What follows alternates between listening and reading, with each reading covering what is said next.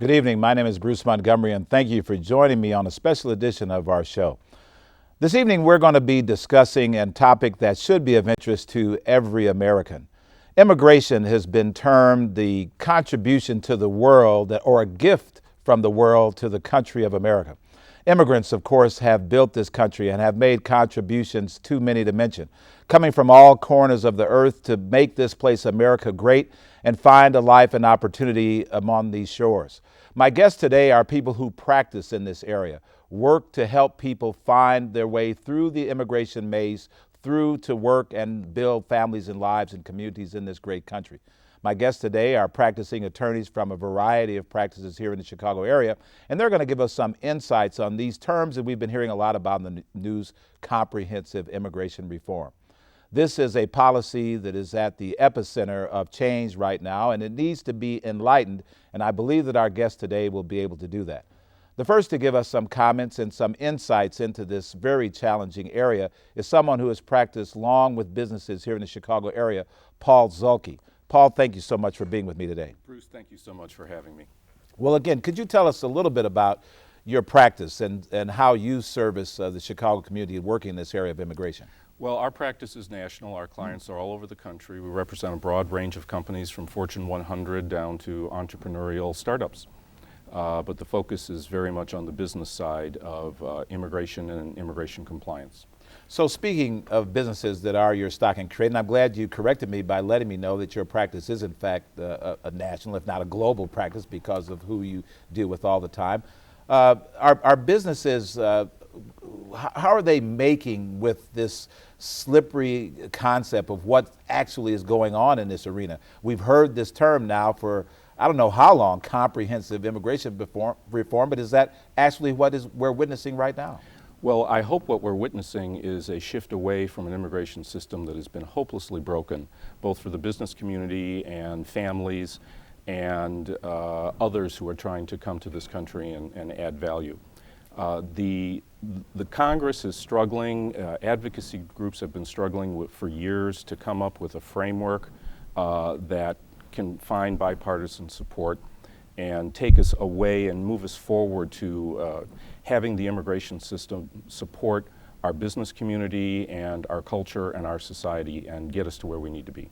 Are the people who work in this arena, practitioners like yourselves, are you being heard? Is there a voice where you can inform this process so people aren't just speaking out of school about what needs to be done, but people understand, like yourself, who've actually practiced in this area and seen the difference that a better policy could make in terms of the difference in people's lives? Well, of course, there are a number of advocacy groups who are active in this area. Of course, the American Immigration Lawyers Association, which I had the privilege of being past president back in 2004, 2005, is composed of 13,000 attorneys across the country, and they are very aggressive and active in trying to advocate for sound immigration policy and legislation.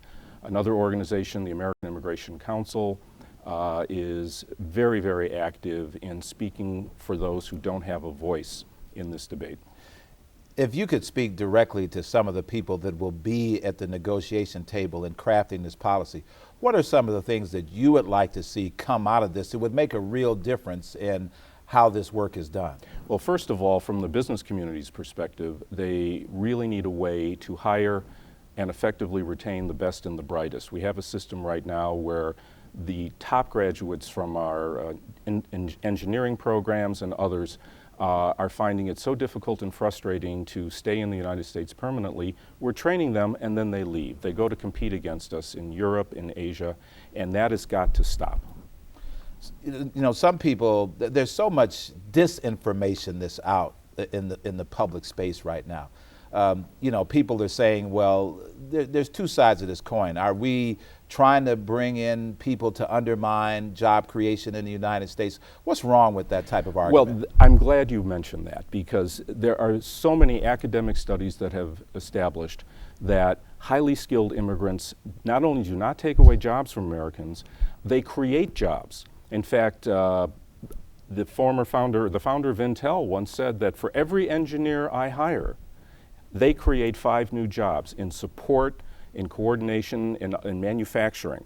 And That is one of the biggest fallacies. The second is that they're taking away jobs from Americans who are already in the field, and that has proven not to be the case. Recent studies of innovation industries where they're concentrated have shown that those cities have the highest unemployment rate among highly skilled workers, particularly the so-called STEM graduates, science, technology, engineering, math. Those with advanced degrees, those jobs are going begging because companies just cannot find the talent to fill them. You know, this is particularly interesting. I spend a lot of time going back on university campuses, and I've certainly watched the I've been down to Champaign-Urbana, up at Northwestern, here at UIC in Chicago, and all of our schools. And you see these tremendously talented students. I've had 4 international interns every year for the last 3 years from IIT, all in different aspects of either engineering or finance or whatever. And they're terrified about what comes next. Of course they're terrified because they have no control over it. The current system is employer-driven, which is fine, but employers' hands are tied through an incredible bureaucracy that makes sponsorship of these individuals for permanent residence incredibly lengthy and painful process. And one thing that I think could emerge on a bipartisan consensus from the current debate is a way for these so-called STEM graduates with advanced degrees from a U.S. university to get on a fast track to a green card. It's recognized that we have significant shortages of these workers in the United States across industries. We need to keep them and not ship them abroad so they're competing against us 5-10 years from now. Now, is the same true in lesser skilled arenas and moderate skill? I mean, we all know about the shortage of PhDs in electrical engineering or what have you, but what about where lesser skills, and also with the impact on small and medium-sized businesses? Like right now, Chicago is going through a great revolution in the startup community. There's all kinds of activity in bio and life science startups and IT startups and software, all the activity that's going on in downtown at 1871 and places like that. People are hungry for coders and programmers, but these are relatively ma and pa shops. They're not IBM, they're not Microsoft, right. They're not Google. How do these things affect them as well? Well, it can cut both ways. First of all, if those startup businesses, and I know what you mean about Chicago, it's changed so much in the last 5-10 years. If those startups can attract that talent, they would benefit from the fast track that could be available to them through a sensible immigration reform system. If, on the other hand, those businesses are relegated to hiring the lesser high-skilled, perhaps not the advanced degree, but those that have bachelor's degrees and maybe a little bit of experience, what we're seeing coming out of congressional debate is a system that is going to be far less user-friendly and usable by the startup community.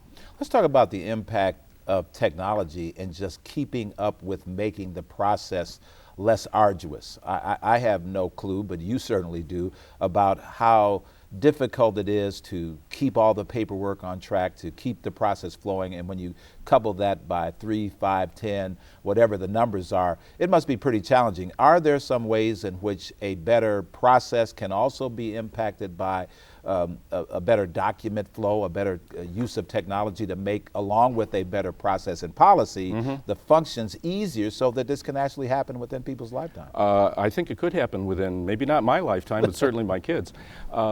Right now, law firms like mine that have large number of clients and cases that can last for years and years because of the current dysfunctional green card quota system, managing that paperwork and tracking all the data that needs to be tracked can only be effectively handled through the use of a robust, electronic case management system for immigration cases. What would be really nice is if in the future the electronic case management vendors could flawlessly, seamlessly, electronically file petitions and applications with the Department of Homeland Security and to a lesser extent the Department of Labor. The problem with that at the present time is, unfortunately, the United States government, and particularly Homeland Security, does not have a stellar track record when it comes to, technology initiatives. Processing on their end. On their end. They should be more like eBay and Amazon.com rather than what they have been. And until I think they make that shift, that type of system that you envision is not going to happen. Is there thought leadership about actually what to do and making it through this process? We see so much political grandstanding, we see so much finger pointing, but just let's take out of our leadership. Here we have a senior senator in Illinois who's probably in the midst of this thing. We have some of our congressional leaders like Rep. Gutierrez, which I'm sure is right in the middle of this thing. Are they representative of the kind of clear thinking that you say is so much needed? Are they not just pointing fingers, but actually elevating the need for clear policy and clear solutions that will result in the kind of business impacts you think we need? Well, of course, Senator Durbin has taken a leadership role on immigration issues for many, many years and should be congratulated for his efforts, and particularly in the last year, his participation in what was called the Gang of Eight in the United States Senate, 4 Republicans, 4 Democrats, that sat behind closed doors for many months to hammer out, a compromise bill that was ultimately, passed by the Senate. And like all compromises, there's something in there for everyone to hate. But, at the end of the day, most mainstream observers of the immigration policy area would agree that while not perfect, it's a heck of a lot better than what we have. Well, I really appreciate your insights, and we're going to continue this dialogue. I've got some other attorneys who are here today who are also going to give us some insights on their views working with different aspects, because it's not just about business, it's about families, it's about communities, it's about all of us that are going to be impacted by this, and we need to understand some of the different things that affect each of these areas of immigration. We're going to take a break, and we'll be right back with another guest.